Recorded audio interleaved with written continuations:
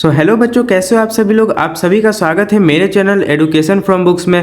तो आज की वीडियो में हम लोग देखेंगे बिहार बोर्ड क्लास 9 मैथ का प्रश्नावली 4.1। चलिए सबसे पहला प्रश्न देखते हैं। तो सबसे पहला प्रश्न है कि एक नोटबुक की कीमत एक कलम की कीमत से दोगुनी है। इस कथन को निरूपित करने के लिए दो चरों वाला एक रैखिक समीकरण लिखना है। यानी कि हम लोगों को ये दिया हुआ है कि एक नोटबुक की कीमत जो है वो कलम की कीमत से दुगनी है। तो इस कथन को हम लोग दो चरों वाले रैखिक समीकरण के रूप में कैसे लिख सकते हैं वो देखते हैं।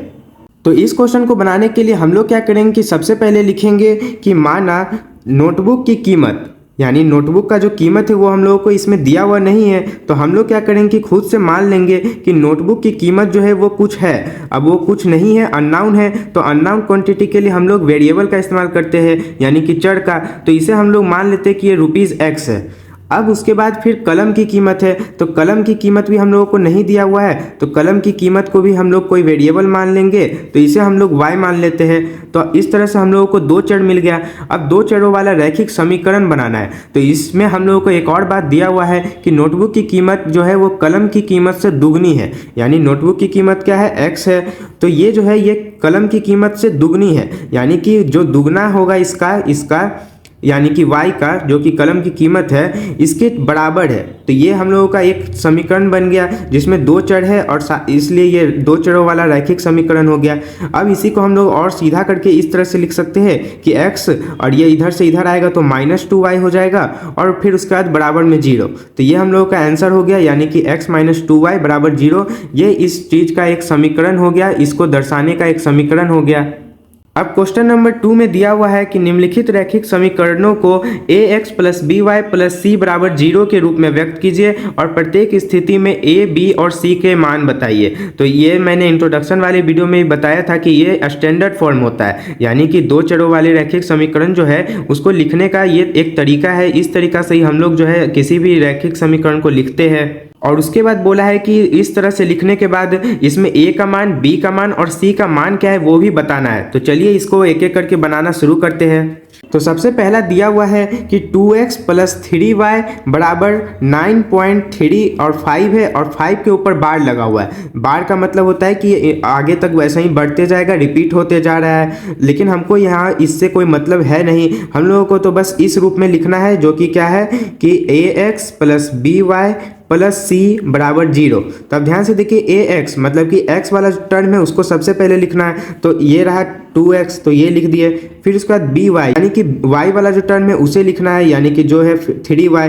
फिर उसके बाद +c यानी ये जो कांस्टेंट टर्म है ये होता है। तो यहाँ पे ये कांस्टेंट टर्म है लेकिन ये बराबर के उधर साइड है, तो यहाँ पे तो बराबर के इधर साइड है, तो इधर साइड लाने के लिए माइनस में चल जाएगा और 9.35 इस तरह से लिख दिया। और फिर बराबर में अब कुछ नहीं रहा तो 0 हो गया। तो इस तरह से हमने जो है इसको लिख दिया इस स्टैंडर्ड फॉर्म में। अब हम लोग a, b और c का मान लिख लेंगे। तो यहाँ पे a यानी कि x के साथ क्या गुना में है, तो x के साथ 2 गुना में है, तो इसलिए a का मान 2 हो गया। फिर b के साथ क्या गुना में है, 3 है, तो b का मान 3 हो गया। फिर उसके बाद c के साथ क्या गुना में है, मतलब c है क्या वो पूछ रहा है, तो ये -9.35 है, तो ये हो गया। फिर दूसरा क्वेश्चन है कि x - y/5 - 10 बराबर 0। तो अब इसको भी हम लोग इस तरह से लिख लेंगे, यानी सबसे पहले x वाला टर्म, फिर उसके बाद y वाला टर्म और उसके बाद कांस्टेंट टर्म और फिर बराबर में 0। अब ध्यान से देखिए, आप लोग इसको इस तरह से भी लिख सकते हैं या फिर इसको हम लोग इस तरह से भी कर सकते हैं कि हम लोग 5 इसमें एलसीएम ले लेंगे। तो एलसीएम 5 ले लेंगे तो ये हो जाएगा 5x और ये हो जाएगा -y और उसके बाद ये हो जाएगा -50 और उसके बाद ध्यान से देखिए कि यहाँ 0 है। तो अब ये 0 जो है उधर से गुना होगा तो ये उधर साइड 0 हो जाएगा, यानी कि 5x - y - 50 बराबर 0। तो इस तरह से हम लोग इसको लिख सकते हैं। अब इसमें a का मान क्या है, 5 है, फिर b का मान क्या है, -1 है और उसके बाद c का मान क्या है, -50 है।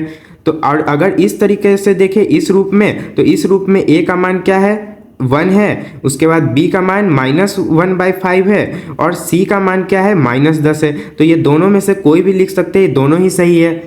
फिर अब तीसरा नंबर है कि -2x + 3y बराबर 6। अब इसमें ध्यान से देखिए कि इसमें -2x + 3y यानी y वाला टर्म आ गया और उसके बाद इधर साइड आएगा तो -6 और ये बराबर में 0 हो गया। तो इसमें a का मान -2 हो गया, b का मान 3 हो गया और उसके बाद कांस्टेंट टर्म यानी कि c का मान -6 हो गया। फिर उसके बाद अगला चौथा नंबर है कि x बराबर 3y, तो इसको भी हम लोग उस रूप में लिख लेंगे जनरल फॉर्म में। तो ये हो गया x इधर साइड ही है, उसके बाद इसको इधर लाएंगे तो -3y हो जाएगा, और फिर उसके बाद +0 और बराबर 0 कर देंगे, क्योंकि यहाँ पे हम लोगों को कांस्टेंट टर्म भी एक लिखना था जो कि यहाँ कुछ नहीं है, क्योंकि यहाँ c भी तो चाहिए। तो c में हम लोगों ने 0 ले लिया, तो इस तरह से a का मान 1 आ गया, b का मान -3 आ गया और c का मान 0 आ गया। तो पांचवा नंबर है 3x + 2 बराबर 0, तो इसमें भी 3x + 2 अब +0 बराबर 0 कर देंगे, क्योंकि 0 जोड़ने से इसका मान नहीं बदलेगा, लेकिन हम लोगों को इस रूप में यहाँ पे क्योंकि एक और टर्म है वो हम लोगों को मिल जाएगा। तो यहाँ पे a का मान हो गया 3, b का मान हो गया 2 और c का मान हो गया 0। फिर उसके बाद 6 नंबर देखते हैं जो कि है 3x + 2 बराबर 0। सॉरी, यहाँ पे ये 6 नंबर जो है वो मैंने पहले बता दिया, तो ये रहा 6 नंबर। अब 5 नंबर हम लोग देख लेते हैं। तो 5 नंबर है 2x बराबर -5y, तो इसको उस तरह से लिख लेंगे। तो ये हो गया 2x, फिर इधर साइड आएगा तो +5y + 0 बराबर 0, इस तरह से लिख लिए। अब इसमें a का मान दिख रहा है 2, b का दिख रहा है 5 और c का दिख रहा है 0, ये हो गया। फिर उसके बाद अगला है 7वां नंबर y - 2 बराबर 0। अब ध्यान से देखिए, इसमें x है ही नहीं, तो हम लोग क्या करेंगे, खुद से 0x लिख लेंगे। तो उससे होगा क्या कि 0 से गुना होने पर ये मतलब कि कुछ है ही नहीं, क्योंकि 0 इसमें जुड़ जाएगा तो कुछ होगा ही नहीं। फिर +y और -2 बराबर 0 लिख देंगे। तो इस तरीक़ा से हम लोगों को a यानी कि जो x के साथ गुना में है वो क्या है, 0 है। फिर b क्या है, 1 है, और उसके बाद c क्या है, -2 है, तो ये हो गया।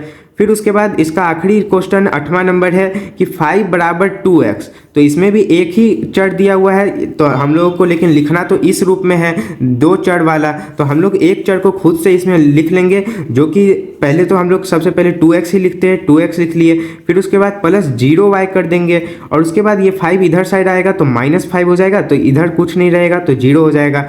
तो इस तरह से a का मान इसमें आ गया 2, b का मान आ गया 0 और c का मान आ गया -5। तो इसी के साथ प्रश्नावली 4.1 पूरा हुआ। अब इसके अगले एक्सरसाइज में मिलेंगे। जय हिंद।